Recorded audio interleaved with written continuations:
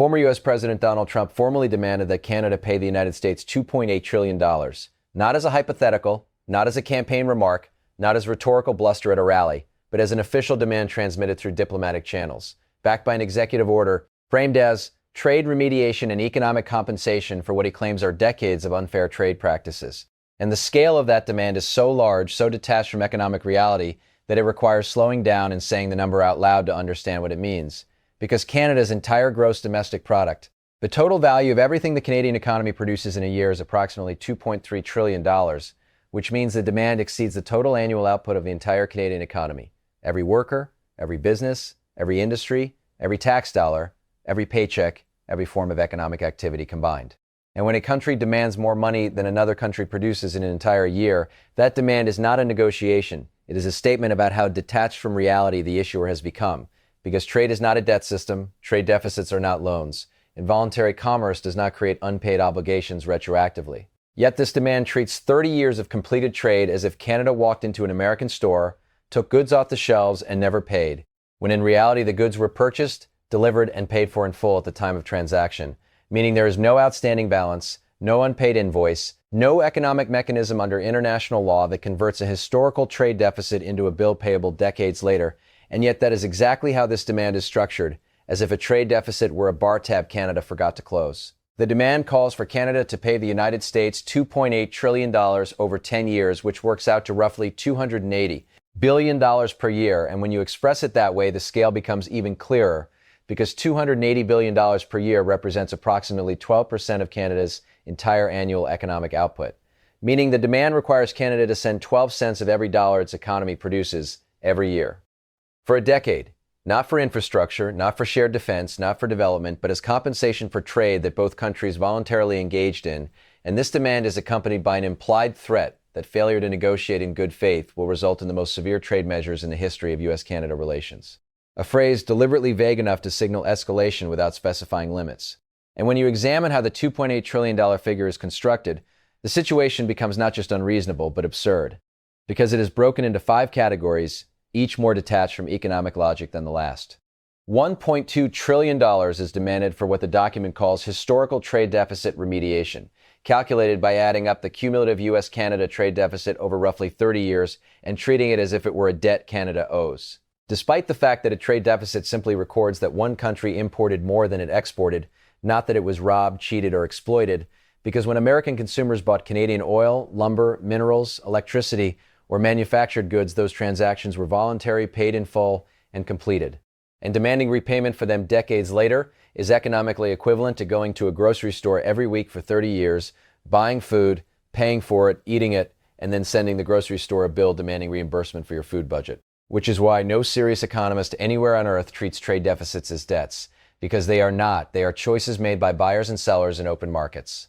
$600 billion is demanded for resource extraction compensation based on the claim that Canadian energy, minerals, and lumber were sold to the United States at artificially low prices that harmed American producers, which means the accusation is that Canada's offense was selling the United States affordable energy. And this is where the contradiction becomes impossible to ignore, because the same administration has repeatedly complained about high energy prices, demanded more drilling, more production, more supply to bring prices down, and now simultaneously demands compensation because Canadian oil was too cheap. Which is not an economic argument, but a political one that collapses under its own weight, because you cannot simultaneously demand lower prices and compensation for receiving them, and yet the document does exactly that. $500 billion is demanded for currency and trade practice penalties, based on an allegation that Canada manipulates its currency to gain unfair trade advantage, despite the fact that Canada operates a freely floating exchange rate determined by global currency markets, a fact confirmed by the International Monetary Fund, by the United States Treasury Department's own semi-annual foreign exchange reports, and by every credible monetary authority in the world making the allegation not just wrong, but provably false,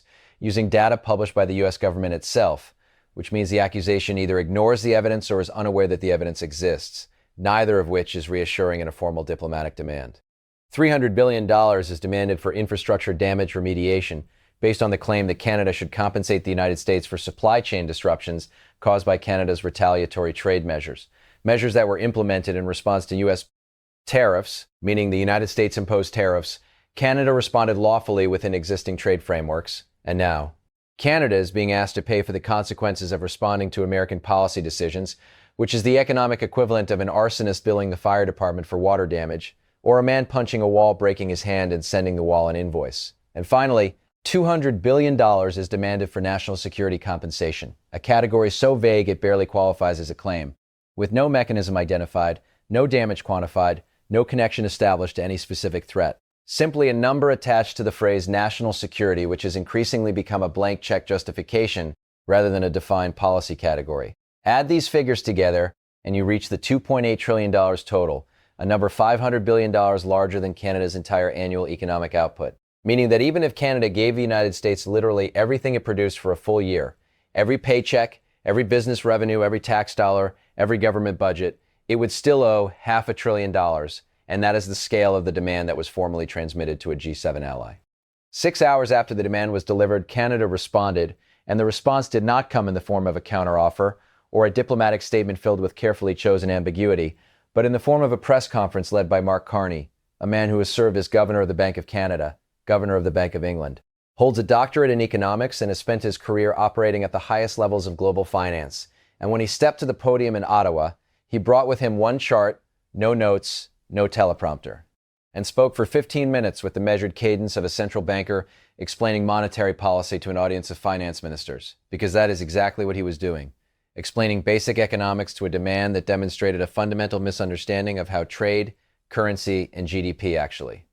work. The chart showed two bars, one representing Canada's annual GDP, the other representing the U.S. demand, and the bar for the demand was taller, and Carney opened by stating plainly that if every Canadian, all 40 million of them, stopped eating, stopped paying rent, stopped heating their homes, stopped every form of economic activity, and instead directed every dollar the economy produces to the United States for 12 consecutive months, it still would not be enough to satisfy the demand. And then he let the silence sit, allowing the math to do the work. Because the math is devastating, not to Canada, but to the credibility of the country that issued the demand. He then addressed the core error at the heart of the document, stating that a trade deficit is not a debt, that voluntary transactions between willing buyers and sellers are completed when goods are delivered and payment is made. And that describing cumulative trade deficits as debts requiring repayment demonstrates a fundamental misunderstanding of international trade, liking it to demanding reimbursement for groceries you willingly bought and consumed. And he delivered this explanation slowly, patiently, not with anger, but with the tone of someone correcting a mistake so basic it should not need correcting at this level. On currency manipulation, he stated with particular authority that Canada does not manipulate its currency, noting that he personally oversaw those markets for more than a decade, first at the Bank of Canada and then at the Bank of England, and that the allegation is contradicted by the IMF, by the U.S. Treasury Department, and by every credible monetary authority on earth, making the accusation not a matter of interpretation but a matter of verifiable fact. And in that moment, his resume became the rebuttal, because when a man who has run 2 central banks tells you how currency markets work, there is no appeal beyond that. On infrastructure damage, he described the suggestion that Canada should compensate the United States for disruptions caused by Canada's lawful response to U.S. tariffs as creative, noting that Canada did not damage American railways. American trade policy did. And that demanding payment for the consequences of your own policy decisions is not negotiation but misdirection. And when he used an analogy comparing it to punching someone in the face and then billing them for your bruised hand, the room laughed, which does not happen at diplomatic press conferences, because the analogy was so precisely accurate that professional composure could not survive it.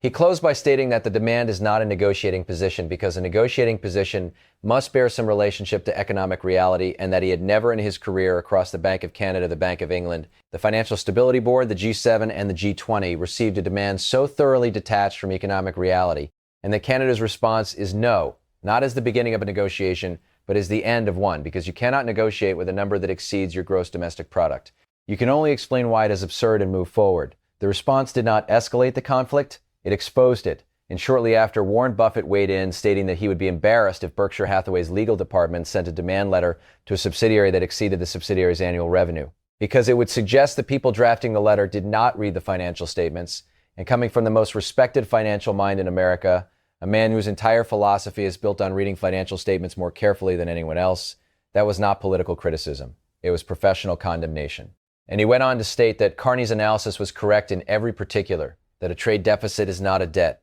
that Canada does not manipulate its currency, and that the demand has no basis in economics, trade law, or the history of relations between allied nations. What this demand ultimately reveals is not strength but desperation, because confident negotiators make demands within the range of possible agreement. while desperate negotiators make impossible demands designed not to be accepted but to be rejected, because the rejection becomes the justification for escalation, and the number itself becomes the headline, drowning out the underlying crisis, which remains unresolved, because while trillions are being demanded on paper, trains are still idle, grain is still rotting, factories are still dark, energy deals remain blocked, and the problems on the ground remain exactly the same size they were before the demand was issued. Because real crises cannot be solved with imaginary numbers, and no amount of theatrical escalation can change the arithmetic of reality.